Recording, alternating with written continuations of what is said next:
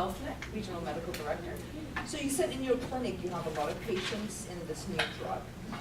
I assume you have unlimited resources or Nope. maybe, okay, so what I'm trying to understand is how do you expect that to translate into community practice?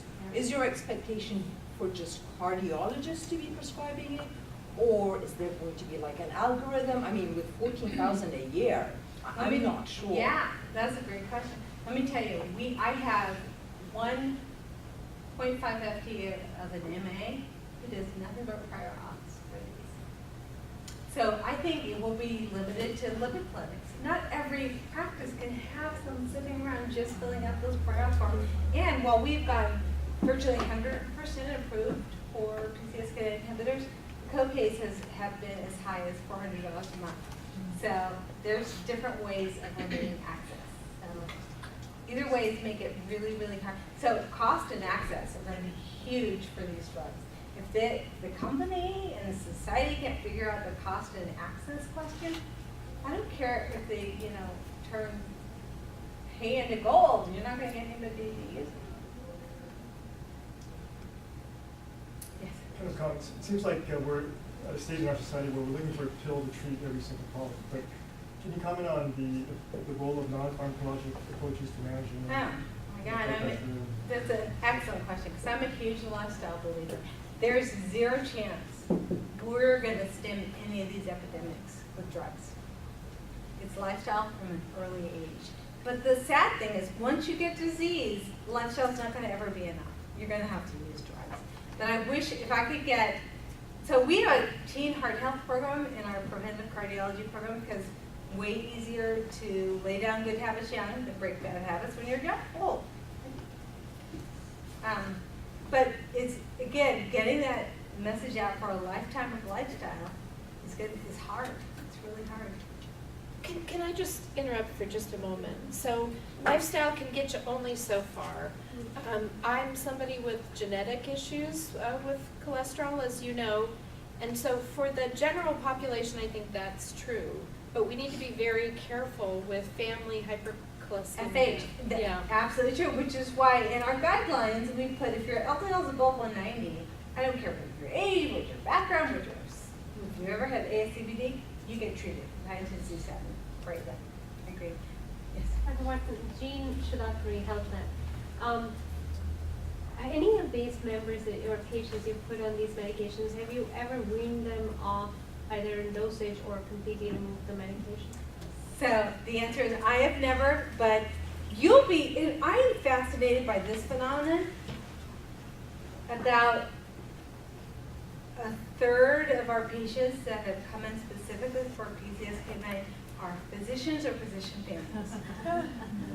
That case, Vicki, is a physician. And they have, some of them have self-managed their own medication. So it's a monoclonal antibody. And virtually everyone I know who's on it, right after their injection, they get a couple of days of stuffy nose, your eye kind of symptoms from the immunologic reaction. So I've had, not that guy, but a physician who basically said, I can't work, I can't practice, so I'm not going to take it every 2 weeks, I'll take it every 3 weeks. So he is self-stretched out. And he was so interesting. He made me order his LDL panel every week until he saw when the rebound really was. He said, I can stretch out to 3 weeks because it stays down for 3 weeks, not just 2. So that's how he decided. And I said, you're doing this on your own dime. I'm not making that recommendation. The FDA approval is for every 2 weeks. So. They never come off it completely. So again, if they come off it, their LDLs will rebound. So I always say, if you like them, you'll keep them. And is there any effect on the VLDL? Yes, very interesting. They have a really nice VLDL reduction because the LDL receptors, every ApoB containing lipoprotein is cleared via the LDL receptor. So nice reduction in Lp(a), VLDL, remnant particles, everything. Yes. The drug seems like a clear winner, but I'm wondering either her practice guidelines or your. Yeah, so it's not a clear winner, it's way too expensive. Other than that, other than And that. so, and I gotta say, I was expecting more. If you give me a 60% LDL reduction, I want more than a 15% event reduction. I really was, I was disappointed. And I think they set the hype really high, because they showed us that post hoc analysis first suggesting a 50% LDL reduction. So it's kind of like, I expected 50, you gave me 15, and it's $14,000 a year. So I am, again, I use it all the time because there's some patients I know it's going to benefit, but it's going to be, we're going to have to come to some hard discussions about access and cost. Yes, I'll retract that statement, but do you routinely monitor a thyroid panel or the main like testosterone levels? You know? No, I don't. Just wondering. When they presented at the ACPHA, they made a point that the first year the curves were not, the relative risk reduction was small, but in subsequent years it was bigger, and how that's consistent with statin trials and other trials, that if they had Yeah. enough time to go out 5 years, It was maybe they're, spin. yeah, it was spin, exactly, that's what I want to hear, like your. It was good. interpretation of Remember the that. Jupiter trial? Yeah, yeah. Remember that was a trial of patients who had high risk based on CRP, not Right. LDL. Right. They gave them the rosuvastatin, no placebo. It was supposed to be a 5-year trial. It was prematurely terminated at 3 years because they saw a 47% event reduction. But everybody complained, said, oh, well, you saw this great reduction because you didn't let it go out longer. Because everyone knows if you let it go out longer, the event reduction is less. Now, in this trial, they're saying, well, because we didn't let it go longer, the event reduction is less. If we had let it go out longer, it would have been more. Then, it was like, you can't have both ways. So I was still disappointed. Next time, let it go 5 years. We'll see what the 5-year data is. Yeah. Thank you guys so much. Oh, Thank Oh, I think sorry. there are probably more questions. People are just a little shy. Dr. So, did you have a question? I saw you with your hands Oh. slightly up. or- Well, one thing I was looking at the last guidelines from actually Kaiser, and they use a couple of medication as their preferred initial choice. Which one? Lisinopril, hydrochlorothiazide. I love that. Yeah. I love that combination.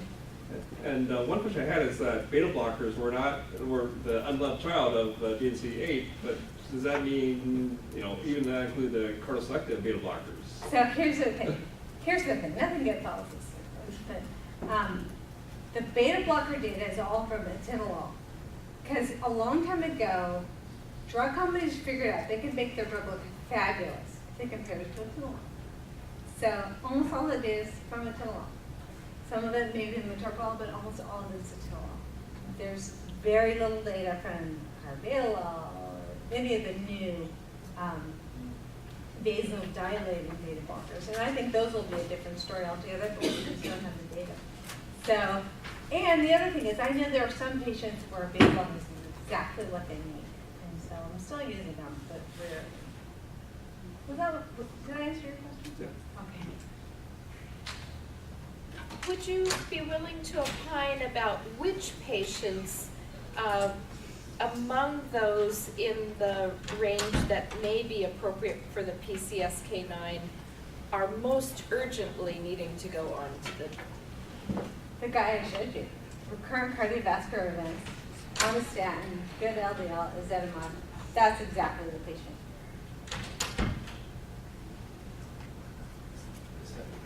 Yes.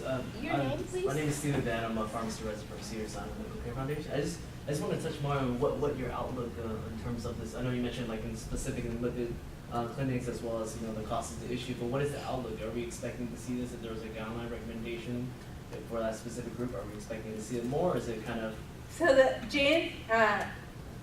ATP 4 or 5, whatever, is being written right now. I am not on that committee. I'm positive they're going to put it in. Positive. We'll see where they put it. And I hope the guideline will drive it, but I hope it will drive insurers to not block use, and I hope it will drive pharmaceutical companies to lower costs. But I hope I get a unicorn and a pony next year. I'm not expecting that either. so the outlook isn't unless there's something that happens to the cost? Is I 100%, unless you can improve access and cost, I think it's a non-starter. When does it become generic, is it? So they were FDA approved a year ago, so I think you got 6 more years. Or competitive products similar. So I think that's going to be the biggest thing. So they are working on PCSK9 inhibitors that are oral. It'll be a game changer, because who likes to shoot twice? And they're working on inclisiran, which is a once every 3-month product. I mean, there's like a lot of things that are on the horizon. Yeah, right, exactly. It's Halloween, time for, it's New Year's. Well, thank you guys very much for your.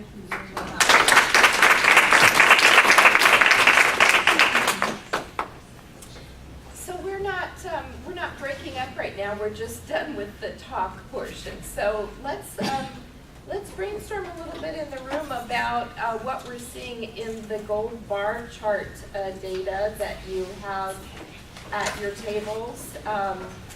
And just the whole issue of blood pressure control.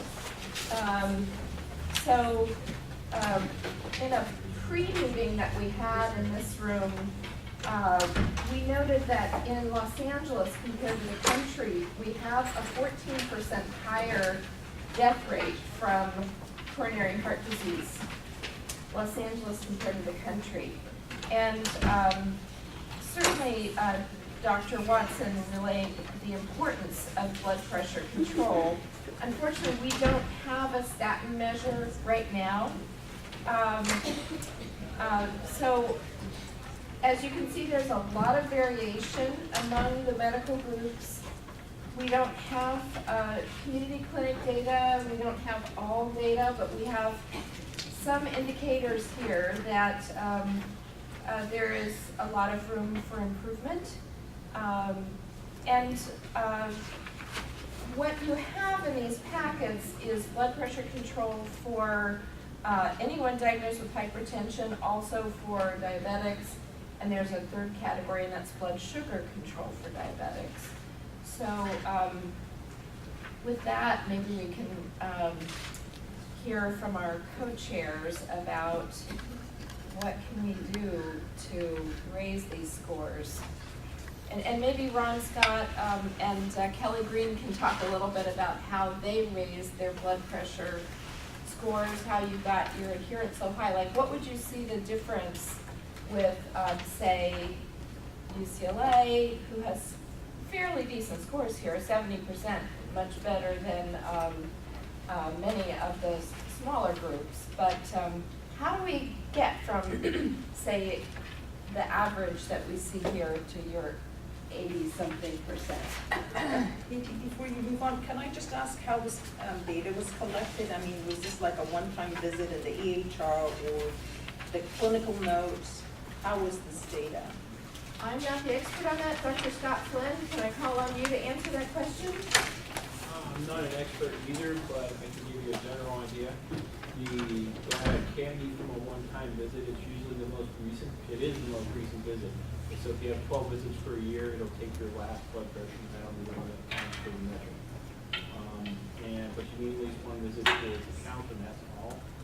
It's collected usually through supplemental data submitted to IHA. Hi. Bahar, did you say something about that? Oh, somebody said IHA. Oh, IHA.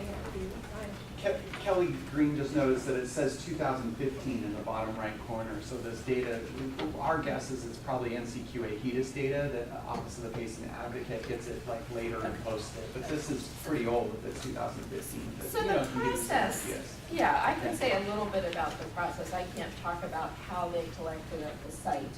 But the State Office of the Patient Advocate works with and publishes the data from the Integrated Healthcare Association. This is at the top of the charts, but I'll just say it out loud that the Integrated Healthcare Association was created 10 or 15 years ago, maybe even before that.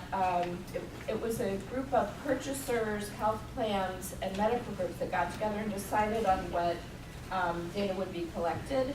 And the idea was, we want to know what are we getting for the money. So this is data for patients in the prepaid health plan model. These are commercial patients that are less than 65 years old. And it is broadly consistent with the National Committee for Quality Assurance.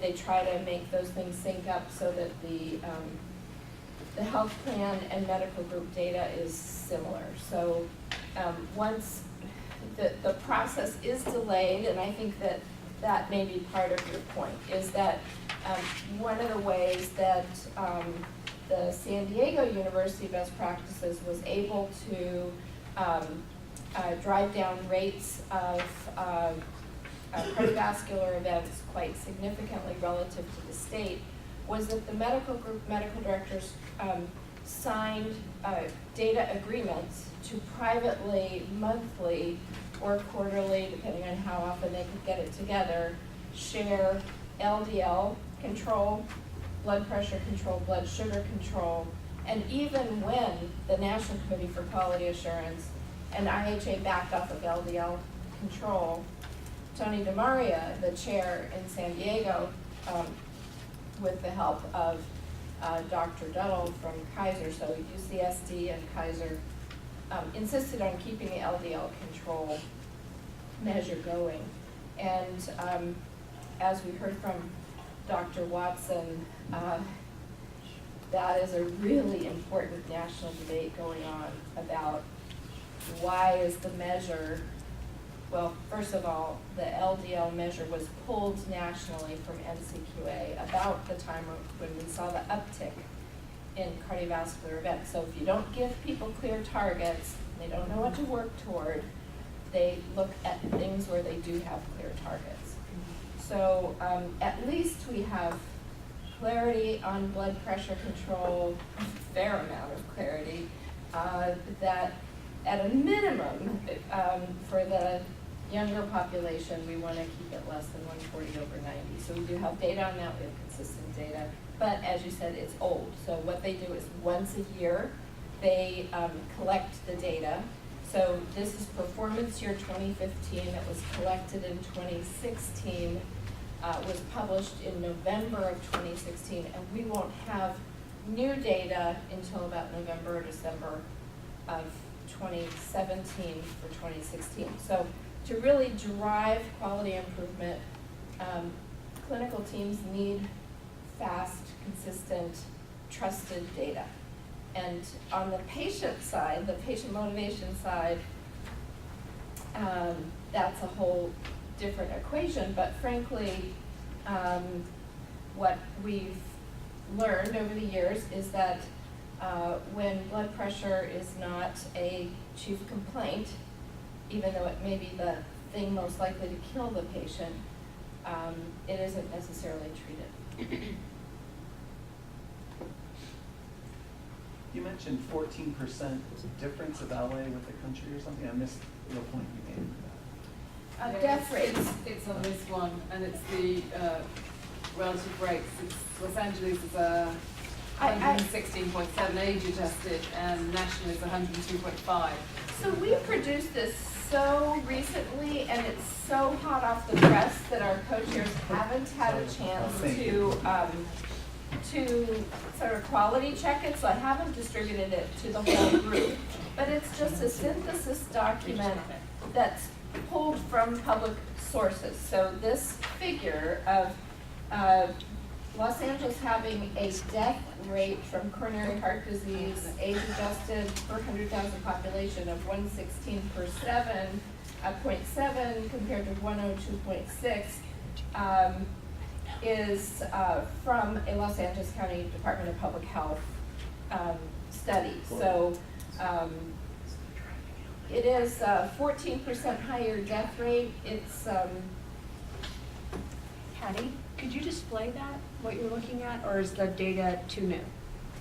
It's actually not new. Okay. We don't have access to the internet. That's my right? copy. Thank you. We just didn't have it over here.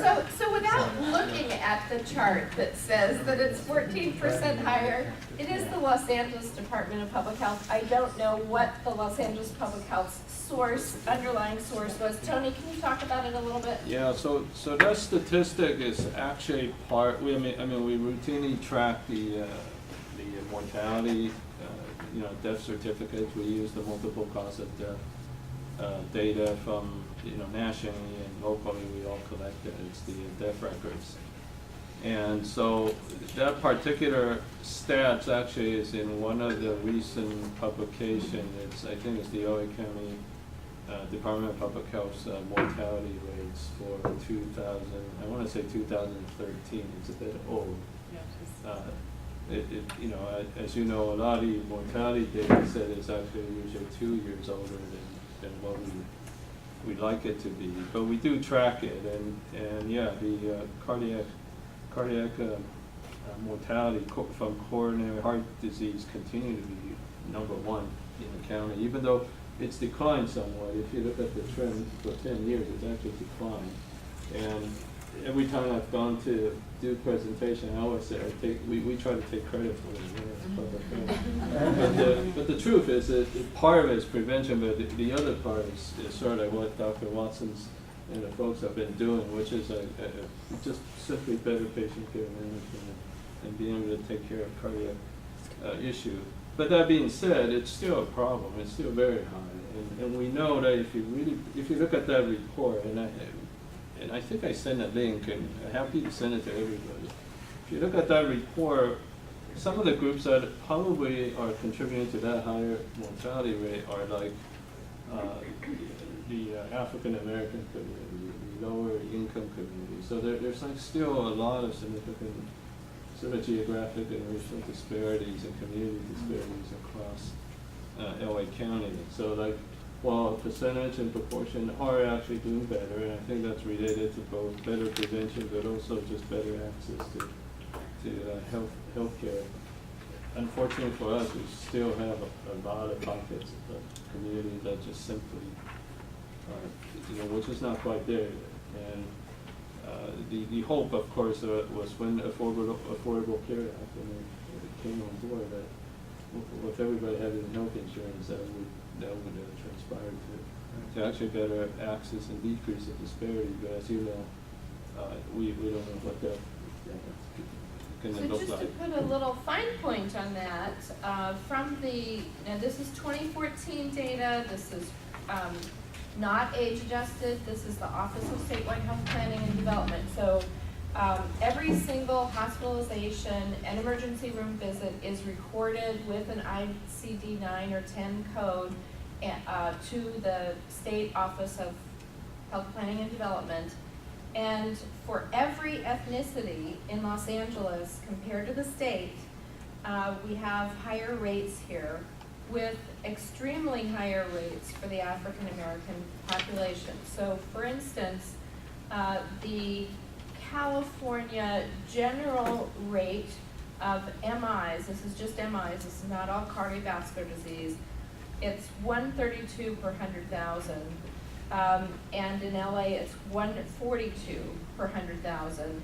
For African Americans, statewide, it's 180 per 100,000, and here it's 192 per 100,000. And the same pattern is true for every ethnicity here, that it's higher, and also in the stroke area. So, why is that? It's part of it, I think, is seen in another data point, which is the self-reported factors. People don't have the awareness that they need. So in the CHIS data, the California Health Interview Survey, where they go out and they ask people, what do you think your risk factors are? None of them think they have a problem with heart disease or heart failure. I mean, it's just off the charts low. They understand the obesity issue, the smoking issue. So, one thing that could possibly help that we were talking about earlier is some sort of an awareness campaign and screening. So do people know that they have blood pressure problems? Not really. And they certainly don't define themselves as having heart disease or heart failure. So I don't know whether, there could be a joint effort in that regard. I know Scott in San Diego, we tried to do a public campaign.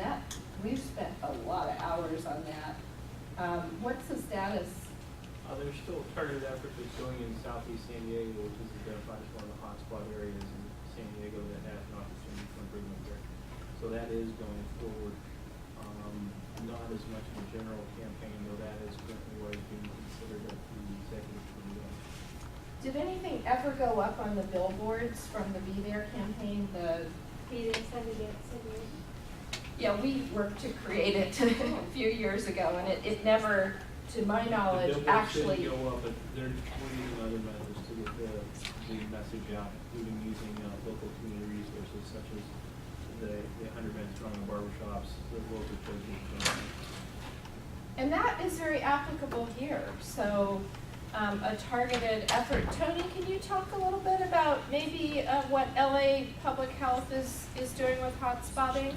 Can I ask one question? Because it would be for Tony. So do you have this data by spas too, and which spas have higher, African American population?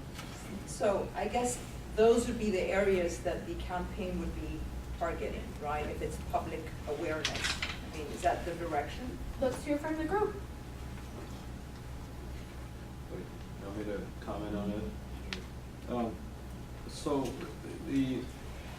there's a number of things. I think LA County, we haven't really launched a public education campaign around cardiovascular health or diabetes per se, and part of that is because we have two pretty large voluntary organizations named American Heart Association, American Diabetes Association, who actually do a good job with that.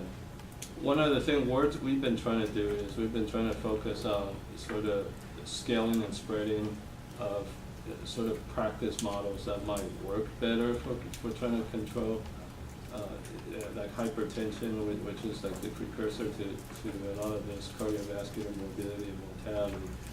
And so to give you an example, been working with, Steve Chen's not here today, right? So the USC School of Pharmacy and several of the federally qualified health centers been working around looking at ways in which maybe we could improve or scale up comprehensive medication management programs that actually utilizes pharmacists, utilizes non-physician extenders that could do a better job, quite frankly, of actually managing a patient in the community.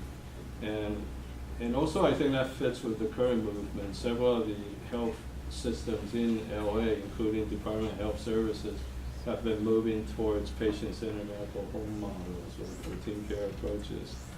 And so those are kind of like the things we've been trying to do. Of course, it's not easy. As you know, healthcare system and healthcare provider behavior is among some of the hardest to change, and it does take time. And also, and also there's also the health plan issue. I think in one of our calls I had mentioned part of the problem is that even if you want to move towards a team care approach, a lot of health plans, especially those that are managed care, are not really equipped to either pay for that benefit or the payment for the benefit is highly varies from one health plan to another, from one system to another. So Kaiser's pretty much the model of team care, I think, in how you approach hypertension. Don't you have pharmacists proactively reaching out to your hypertension patients? Yeah, so I think there's a lot of tactics, and I think a lot of these things can spread outside an integrated healthcare system like Kaiser, but we have this whole vocabulary and teams of people doing a lot of this work. So I'll explain InReach and Outreach first. We have InReach is a really critical first step, I would say, and it's kind of like what you said of engaging the primary care system, the patients develop relationships mostly with primary care. And if you have those primary care providers all on the same page, telling patients the same message, prescribing all the medicines as needed, doing the follow-up tests, and convincing patients at the point of care every time they come in. If they come in for an ankle sprain or back pain, their blood pressure's high, they're getting this consistent message. So that's InReach. So you drive up patient treatment rates very high in patients coming in, but 20% of patients never